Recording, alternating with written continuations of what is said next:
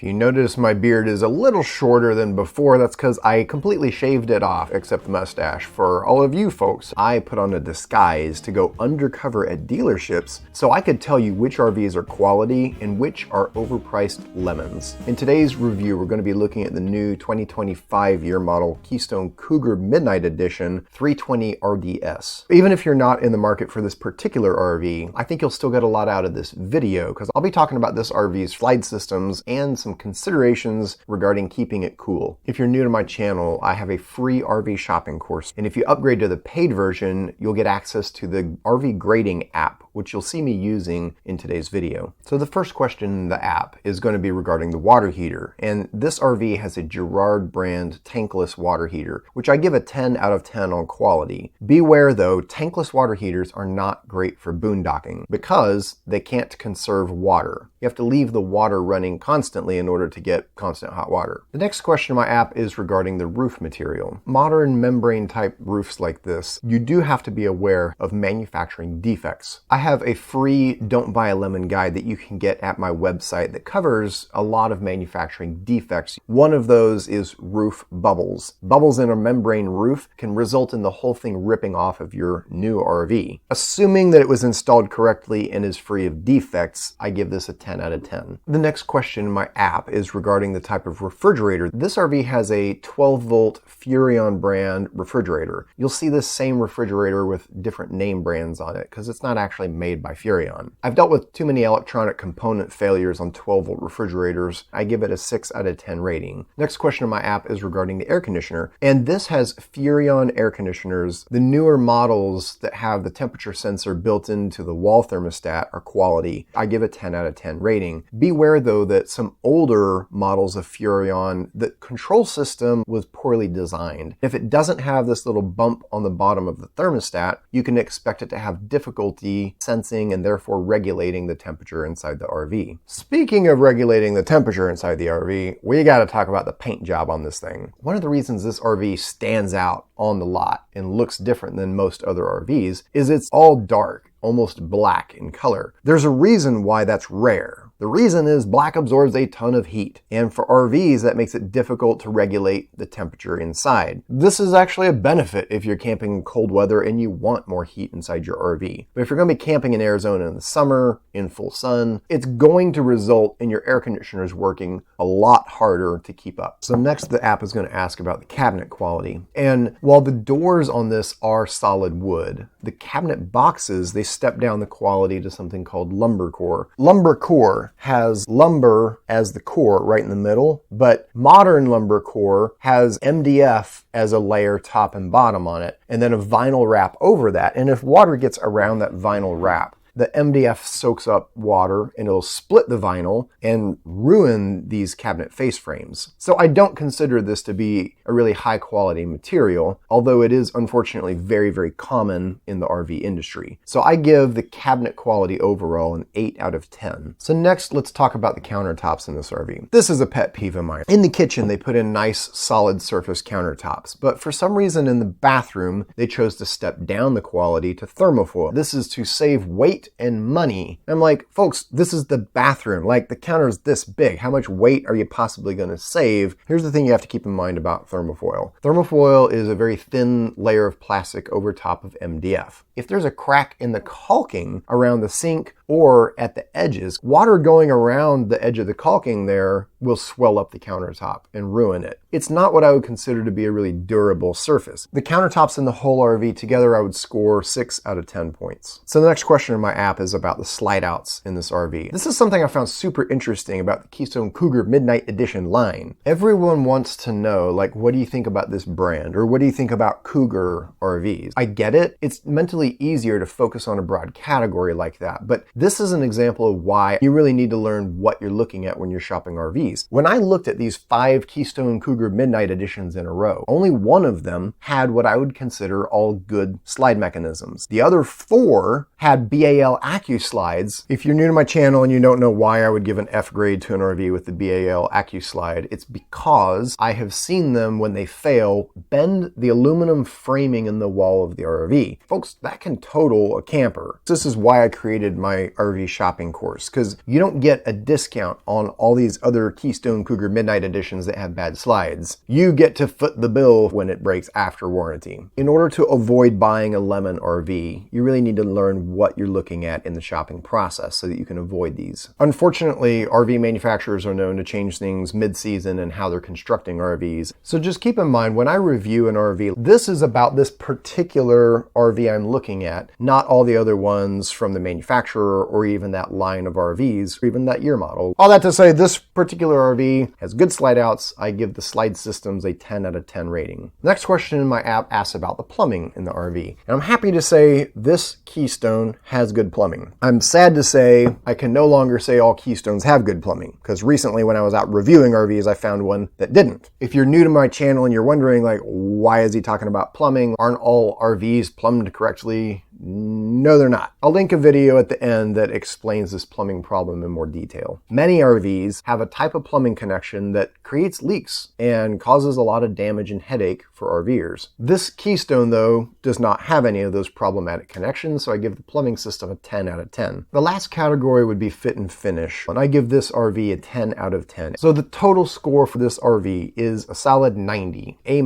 So for all of my viewers who are complaining that I never give an RV an A grade, here you go, an A grade RV. A couple disclaimers on this. You really need to consider how this RV might match or not match your particular camping style. For example, if you're going to be camping in hot weather in full sun and you're planning on boondocking, like with the water heater situation and the paint job, this might not be the best RV for you. But if you're always going to be in the shade or in more cool climates and you're always going to be plugged in and not needing to conserve water, then this RV might be a great camper for you and serve you really well. To see more of my reviews on fifth wheel campers, click here. Or if you want to see all of my undercover reviews, click here. And for more information about the plumbing problem, click here.